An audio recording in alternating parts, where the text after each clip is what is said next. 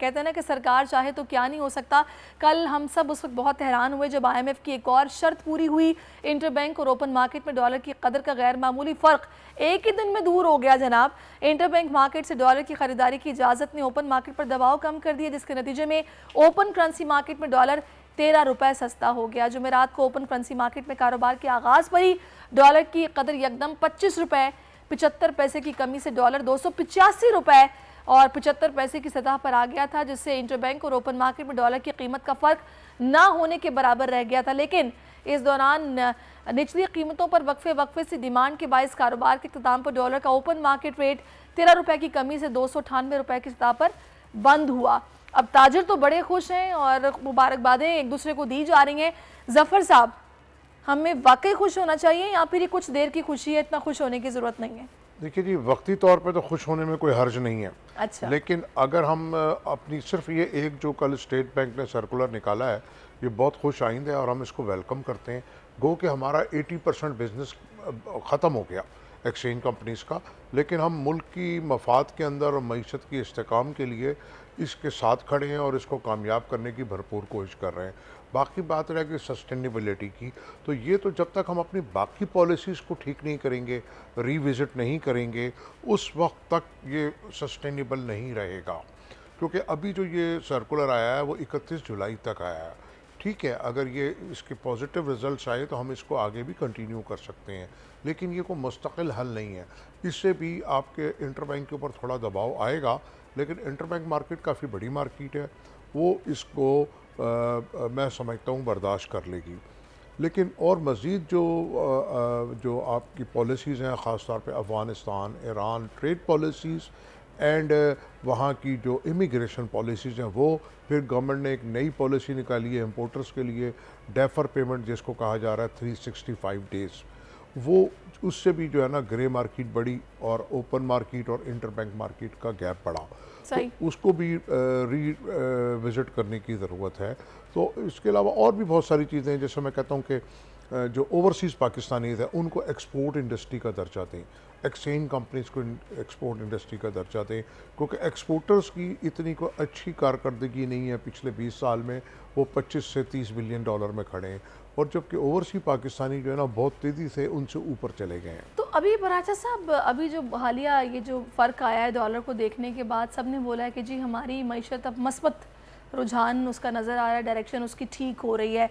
कुछ लोग ये तज्जिया कर रहे हैं कि अभी चूँकि बजट अब आना है और वो बजट कहा जा रहा है कि जी वो अवाम फ्रेंडली बजट होगा, उसके बाद मतलब वो IMF के दबाव के बगैर होगा, फिर केयर टेकर सेटअप ने आना है, इलेक्शंस की तरफ हमने जाना है, तो सख्त फैसले फिर तब होंगे और जो भी होगा फिर आगे सिनेरियो वो नई हुकूमत बनेगी देखा जाएगा।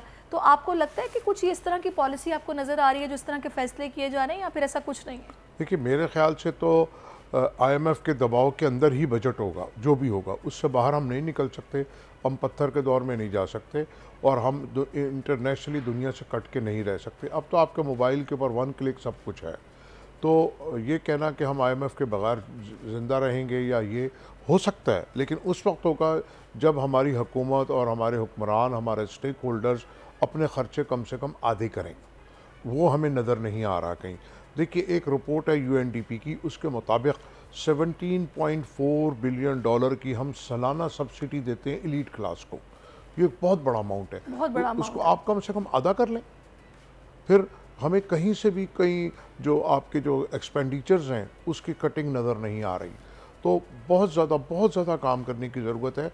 फिर भी हम IMF के बगैर नहीं रह सकते। हाँ, क्योंकि गो के IMF तो 1.2 बिलियन डॉलर आना है, लेकिन उसके साथ जो टैग हैं चीज़ें, अदर कंट्रीज़, फ्रेंडली कंट्रीज़, जो आपकी हेल्प आनी है, जो अनाउंसेस हुई हैं वो हैं, तो एक रेटिंग है आपकी, फिर आपकी इन्वेस्टमेंट है इंटरनेशनली। अगर आप IMF प्रोग्राम में नहीं है और वो आपकी रेटिंग कम है तो कौन आएगा आपके इन्वेस्टमेंट के लिए? अच्छा जफ़र साहब, एक कॉमन बंदा जो कि इन टेक्निकलिटीज़ को नहीं समझता कि आर्टिफिशियली डॉलर को कंट्रोल किया जाना, फिर ये सर्कुलर जो आया जिसके बाद चीज़ें फिर से रिवर्स बैक हुई हैं, मैं चाहूँगी उनके लिए थोड़ा आप समझा दें, क्योंकि हम लोगों को तो ये टेंशन रहती है फिर कि पता नहीं आर्टिफिशियली किया गया है, एकदम फिर से शूट अप करेगा, फिर वही परेशानियाँ, वही सिचुएशन, बल्कि वर्स्ट हो जाएगी। तो थोड़ा बताइएगा, ये जो हुआ है ये टाइमिंग बड़ी मैटर करती है, पहले क्यों नहीं हुआ, और अगर अब हुआ है तो क्या ये सस्टेन हम समझें कि करेगा, या फिर कुछ टाइम है फौरी तौर पर फिर से बढ़ जाएंगे। अक्सर लोग ये पेशगोई कर रहे हैं कि 300 से ऊपर ही जाएगा ये।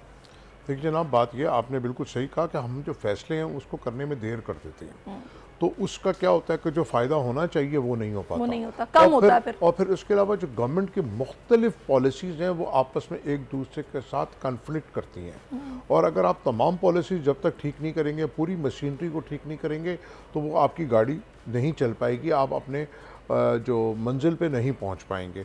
तो आपकी बात भी बहुत हद तक एक लोगों की राय है कि ये इसका वक्ती असर है, आगे चल के हो सकता है ये इसका नुकसान आ जाए या डॉलर बढ़ जाए, या जो 80% मैंने कहा जो हमारा बिज़नेस है जो हम कम बाय करेंगे वो कहीं ग्रे मार्केट में ना चला जाए, क्योंकि जो गवर्नमेंट की पॉलिसीज़ हैं ख़ासतौर पे 365 डेज़ की, उसकी वजह से ग्रे मार्केट बहुत ग्रो कर गई है, और वो डिमांड है। हमने इम्पोर्टर्स को ये तो कहा अपने फंड्स आप खुद अरेंज करें, लेकिन उनको हमने कोई ऑफिशियल विंडो नहीं दी, तो उनको या तो ये पॉलिसी बंद कर दें या फिर इसके लिए को विंडो दें एक्सचेंज कंपनीज को या किसी को। तो ये सस्टेनेबिलिटी जो है ना, ये बहुत ज़रूरी बात है। वक्ती तौर पे हमने शोर मचाना कि जी 15 रुपये कम हो गए, 20 कम हो गए, और अपने पॉइंट स्कोरिंग करनी, तो वो गैर मुनासिब बात है। जो भी हो कंक्रीट काम होना चाहिए, और फिल वक्त ऐसा लगता है कि रुपया आगे भी दबाव का शिकार रहेगा। इंतज़ार था ना, चलो इस बार वो करते हैं जो इससे पहले किया ही नहीं।